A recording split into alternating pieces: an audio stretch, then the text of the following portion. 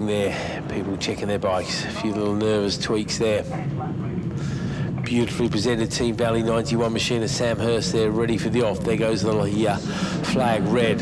The dark visors click into place. Oh, a couple of clear visors out there as well. Don't blame them for that. The lights are red. The tension mounts and away we go. Who's going to hook up nicely from the start? Well, first and second on the grid, or first and second away. I have to say, I think slight advantage to Matt Pallett there, but Sam Hurst was not shabby off the line, and I want to see where Zach Weston's going to be at the end of this first. I was watching Zach Weston, and he tried to find his way through on Phil Seaton, the guy to his left-hand side, and he's rubbing a little bit of elbows and knocking handlebars with Phil Seaton already. So welcome back to Supersport, Phil. Here's my elbow. Oh, don't worry about that. Phil's rubbed plenty of elbows in his time, that's for sure.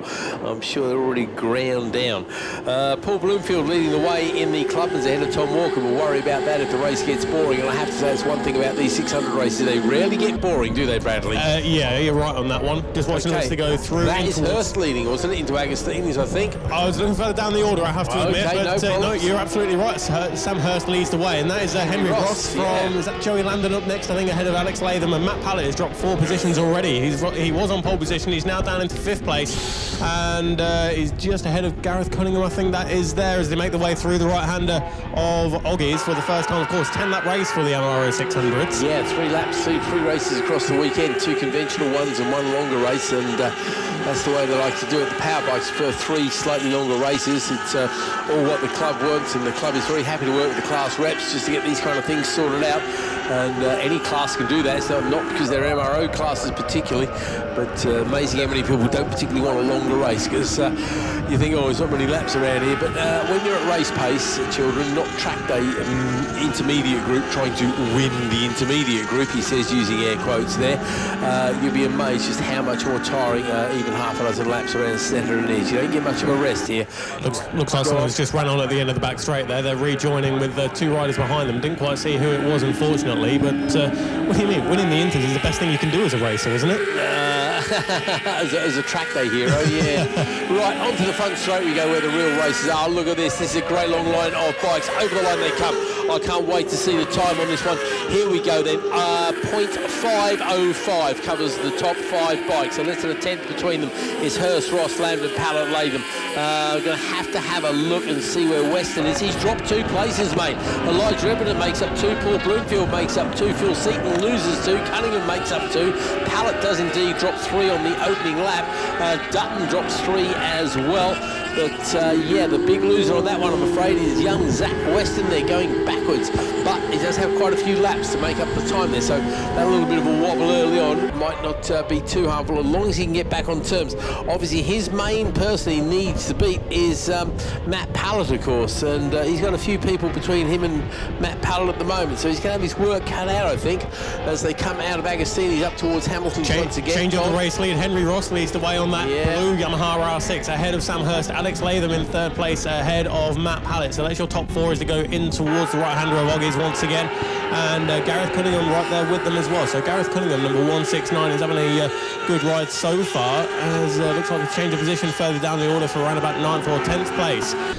Zach Weston, let's have a look at that sector time from Weston. It was a 42.2, but of course it's going a little bit quicker than the guys in front, as in fact there's a lot of changes there, as Lambden is not coming through yet. Lambden didn't come through until about 5th place. Oh yeah, no, Lambden was a long way off, but there's a few other changes as well. Oh, Seaton's the fastest actually. There we go, first sector time there for Seaton. Now obviously Seaton is, the bike is legal, there's no problem about that, it's in the regulations that he can run it, so there's no point in getting your high horse and complaining, because that is the way that our regs were written. They are unique to us, of course. We can write whatever regs we want, and ours allow for the 900 to come along and play. Ooh, Kai Dickinson up the inside of Gareth Cunningham there. Joey Lambden is in that mix as well, as I'm sure that's Phil Seaton, as Henry Ross leads them across the line. So the gap, well, it was half a second between the top 5. It's now 0.7 between Henry Ross and Alex Latham, as side by side goes Kai Dickinson, Gareth Cunningham and Phil Seaton in the mix there as well on that Yamaha R9. So 0.7 of a second between Henry Ross and Alex Latham. Then it's Sam Hurst and Matt Pallett in 4th.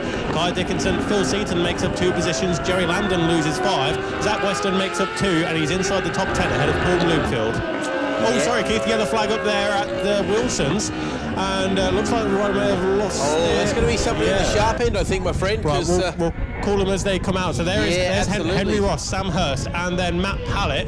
and Alex Latham doesn't seem to have come past poor us. Alex, after that great last lap there, we made up 3 places. Unfortunately, he's just we just watches him go downhill faster than Greg Wallace's career, basically. That's a new one. Yeah, you've got to keep it current, mate. Yeah, stay relevant. Yeah, absolutely. It'll be out of date next week, so it's all good. I'll tell you what, Phil Seaton is impressing on that R9 so far, isn't he? I mean, he did drop down to I think 8th or 9th, didn't he? But he's already up to 6th position now, and again, fastest man on the circuit by 0.7 of a second. And no disrespect to Phil, but he's not going to be as sharp as these guys. He doesn't have youth on his side anymore, and he has been racing. Don't get me wrong, he's been doing extremely well in endurance racing and things like that. So he's but in the last 4 or 5 years, he hasn't been at the track as much as these guys. So I think this performance is very impressive indeed, because he's one of those guys who's just naturally very quick indeed. Just a quick one. Alex Latham is up and perfectly okay. It looks like the bike made it all the way up to the tyre wall there, but Alex is up and okay. Good, that's what we're genuinely pleased to hear as he disappears from the timing screen there, and the leaders make their way around corners. And again, it's going to be, we've got a challenge there for that second place. Is that, let me have a look, is that Pallet having a look at Ross? It was, didn't quite pull it off, but yeah, he's still there in 3rd position. Then look at this battle there for 4th, and it's Phil Seaton who's up through. Then it's Kai Dickinson finding his way through on Joey Landon, and of course, where is Zach Weston this time around? He's in 8th position, 1 minute 59.7. So Zach Weston is lapping the same as 2nd and 3rd place. The trouble is, he's 8 seconds behind them. Yeah, definitely a drawback in a lifestyle, that's for sure. But he did go 2 seconds quicker than Cunningham in front of him, so he's 2.2 back. So he'll be looking to make up a place there. And the next man in front of him as well was a little bit slower by about a second as well. So I'm not going to be surprised to see the youngster maybe move up to 7th place in a lap or 2. And bear in mind, we're not even at the halfway stage. We're at about the 1/3 stage here, so there's plenty of time for him to get it right. I mean, he'd dearly love to get back on terms with Matt Pallet, but as it stands at the moment, Matt is going to ease into the lead of the championship. But as we said before, there's still 225 points on the table for wanting to pick up. Plenty of time left to get this right, or of course wrong. So it looks like the 511 machine of Barrett is Will Barrett has come into the pits. And there goes the number 70 machine of that's Callum Swire. Callum Swire, yep. Yeah, Callum Swire. It's Connor's brother. Okay. Yep, Latham tumbling to the bottom of the field there, and very annoying for him. Leading clubber at the moment is Forrest, that's Reese Forrest. Yep. And again, Reese is one of those people who hasn't done that many races with us. He's actually only done 5 races, but finished on the podium 5 times as well. So he's clearly a very handy peddler. Jake Anderton is 2nd place, and then Tom Vaughan is 3rd of the clubmans at the moment, ahead of Walker, Hickmott and Coombs. A battle within a battle there, but Reese Forrest, not sure where he hails from. He came out to play with us. Let's have a quick look. Where's he just disappeared to? Yeah, he was here at the earlier Snetterton, and he was at Alton Park before that, so maybe he's a localish man or something. Well, Henry Ross is the man on the move at the moment. 0.8 of a second still the gap. Sam Hurst chasing hard after him. Sam getting a PB there, and actually goes a little bit quicker than the man in front of him and gets the gap down 2.8 of a second. So keep an eye on Sam Hurst there. He was going quite quickly there, and if he can do another lap like that, he's going to be right on the tail of the leader. Matt Pallet, though, goes with him, setting an almost identical time. Phil Seaton there, PB of a 58.597, the quickest man on the track, does a 59 there. So you've got to be in the under 2 minutes to be on the hot pace. Certainly the first 5 people in the race are under the 159s. The only other person to crack that magic barrier, big surprise, it's the man in 8th place, Zach Weston. Zach was alongside Gareth Cunningham that time across the line, so I think he's probably taking the place away there. Yeah, but he got it into riches. Yep, and I wouldn't be surprised if he starts closing in on Joey Lambden, because that time round he was around about 9/10 quicker than Joey, so we won't be surprised to see him moving up, maybe up to 6th place at the end of this lap. And again, when we come at the end of this lap, we'll be halfway into the race, and he's going to be a fair chunk away from the podium. Yeah, Phil Seaton is the one who's starting to have a lonely race, actually. That 4th place, 4 seconds away from the actual podium, but still doing it. Where are they now, mate? Heading underneath the bridge there, and we'll be into sector number 2 very shortly. So I'm just looking on the screen there, waiting for them to reappear. And there is Henry Ross, and it's almost side by side between Sam Hurst and 3rd position of 212, Matt Pallett, who's looking good at the moment to try and take that championship lead away from the clutches of Zach Weston, who is currently in 7th position. So as we look up towards Corrams then, there is that bright blue Yamaha, number 141 of Henry Ross, who still leads the way ahead of Sam Hurst, who has got Matt Pallett breathing down his neck. So there is Phil Seaton as well. A little bit of daylight between himself and the number 35 of Kai Dickinson, but across the line now. So 5 laps complete, 5 more to go. We are at half race distance, and it's an advantage of 1.4 seconds between Henry Ross and Sam Hurst. Matt Pallett up next in 3rd, Seaton, Dickinson, Lambden. Zach Weston did find his way through on Gareth Cunningham, and on that lap put in 1.8 seconds. So Zach Weston with a 1 minute 58.262. He is the quickest man on the circuit and is only a quarter of a second behind Joey Lambden, who in turn is 0.2 behind Kai Dickinson. So it could well be a top 5 finish on the cards for the 16-year-old of Zach Weston. That'd be a brilliant effort, because definitely an ups and down race there for Zach. Yeah, you're right, he's not very far. He's the fastest man on the track at 58.262 there. So he's taken that away from Phil Seaton with that 58. Henry Ross, sorry, into the 58s that time. So was the wind dropped a little bit? No, not a lot. Not really. No, it's all pretty horrible out there, that's for sure. But where are we? Halfway into the race. How far do we reckon Zach can get up? I think he's going to nail Joey Lambden, and I think Kai Dickinson will well be within his range as well. I think catching Seaton might be a little bit too much to ask. We'll have to wait and see, won't we? Yeah, absolutely. With 4.5 laps to go, then Henry Ross with a 1.4 second advantage. So we headed in towards sector number 2 very shortly. So Ross, Hurst, Pallett, Seaton, Dickinson was the top 5 as they came across the line just 1 lap ago. So fastest man on the circuit is Zach Weston, but going purple in sector number 1 is the 212 of Matt Pallett. So he's looking to close that gap between himself and the 91 of Sam Hurst. So we're looking up towards Corrams, waiting for the race leader to reappear. There is Henry Ross. Second position is, it's hard to tell from a distance, very similarly coloured machines, but it is Matt Pallett, number 212, who's up into 2nd place ahead of Zach Weston. That is your top 3, the current podium sitters. Phil Seaton ahead of Kai Dickinson. Zach Weston is still on Joey Lambden and is looking to apply pressure now onto the number 35 of Kai Dickinson. So sector number 1, it was purple for Matt Pallett, and he sets the fastest lap of the race with a 1 minute 58.070. Next up, Weston is in 6th position now. So Ross, Pallett, Hurst, Seaton, Dickinson, Weston, Lambden, and Gareth Cunningham rounds out the top 8 as they race now up towards the right-hander up at Wilson's. Well, it's a good move for Pallett there, moving up into 2nd place. Especially with a 1 second advantage over Sam Hurst there, so this could be very critical in terms of championship conditions, of course, as well, because we are getting towards the end of the championship. We still got quite a way to go before we're actually at the end of the championship, but as you well know, Bradley, even in your limited years, every single point counts, doesn't it, my friend? Yeah, it really does. We've seen championships won and lost by a point, seen them at half a point on some occasions as well, so every single point definitely counts. All good stuff, right. What is it at the moment? So in terms of the championship there, championship 3.5 laps to go. Zach Weston leads the way with 5, with that plus 5 over Matt Pallett. And Matt is at the moment on for, well, I say he's on for 20 points, but I'm not going to write him off from the win, because he went half a second quicker than Henry Ross that particular time round. He's only 1.1 behind, and obviously the big carrot that dangles in front of championship rivals is pretty decent. Zach Weston, well, we think Zach might be able to get past Kai Dickinson. I think he might be a bit too far away from Phil Seaton, but you never know. He's not the springiest chicken in the box. No, he has gone purple in sector number 1 as well, has Zach Weston, and closed the gap by 0.9 of a second. So it could well be that Zach Weston is now through on Kai Dickinson. And we have a new race leader because Matt Pallett has taken the race lead away from Henry Ross now. So when they cross the line, it will be 3 laps to go. And Matt Pallett, he is looking good at the moment there, certainly for a podium, maybe even the win. So 9 miles left in this MRO 600 race, the one and only Dart Motorsport MRO 600 race today. We'll have 2 more tomorrow, and the top 3 are all across the line. So Pallett leads from Ross by 0.4 of a second.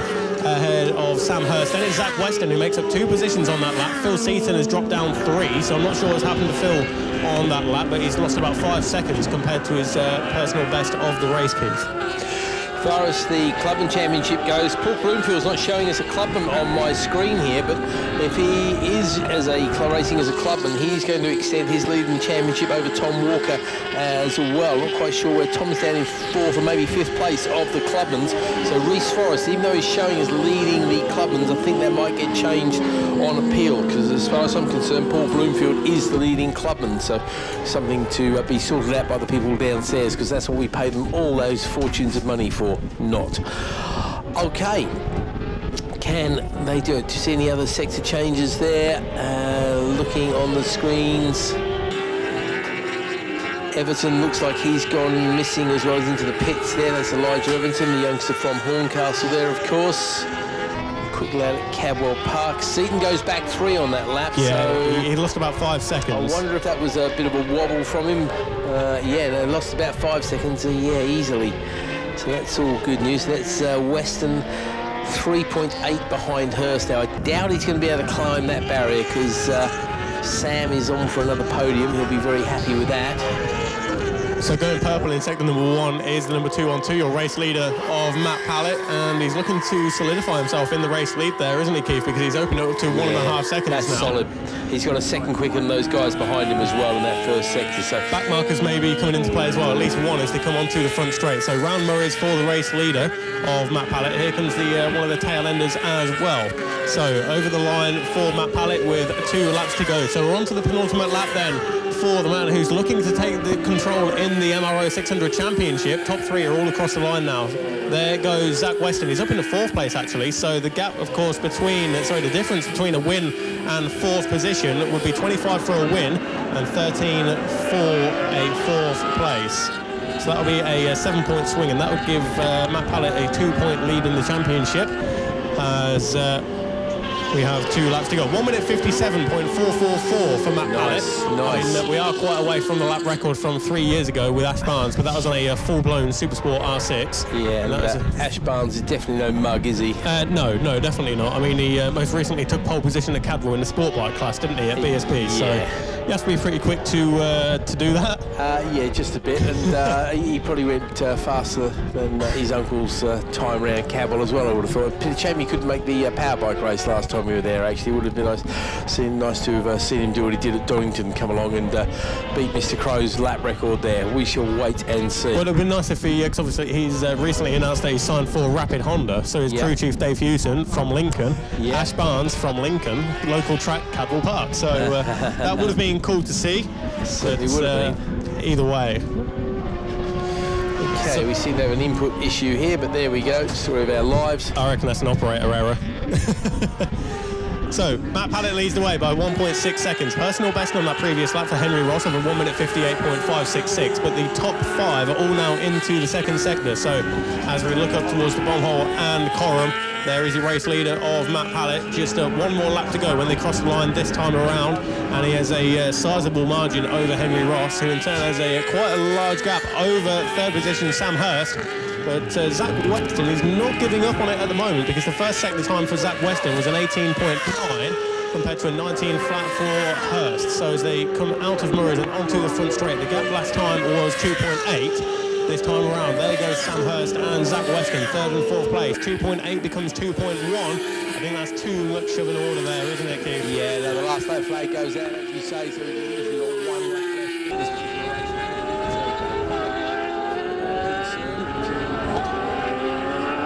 So it's going to be a great win for Matt Pallett, and definitely a wake-up call, I think, for Zach Weston, who's looking at all. There we go. Side-by-side action between Reece Forrest and James Dutton, who's currently 10th in class. And, of course, James is going for the champion of Snetterton as well. Unfortunately, the result in this particular race won't help him as much as it helped Max Hardy and, indeed, Luke Wallington. So I'll sit down with my fag packet a bit later.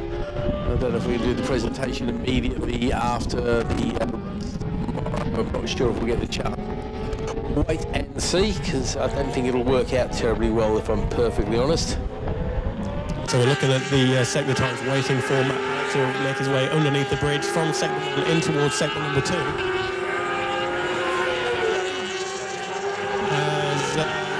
was a purple in sector number 2 on that previous lap. What looks for a few changes of position further down the order. And Matt Pallet, I mean, we're on the last lap. He's got a 2.5 second lead, and he's gone purple again in sector number 1. So I think it's safe to say he's feeling confident in Timber Kawasaki ZX6R, number 212, as he comes back into our sight in just a moment's time. There he is, making his way around Coram for what will be the final time. Just coming up on one of the tail enders, but he's got plenty time and gap behind him to make sure that it won't hamper him at all in this race. So Matt Pallet is through Murray's, he's on to the front straight, and in the one and only Dart MRO 600 race today, Matt Pallet will take the win and the championship lead.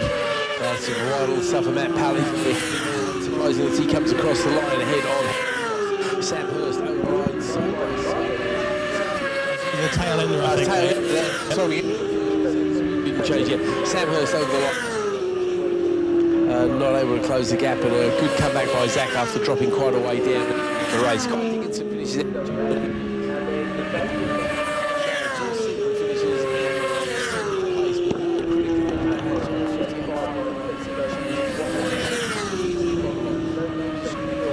wouldn't be surprising in the hands of a Matt Pallet or Zach at the very end of this field.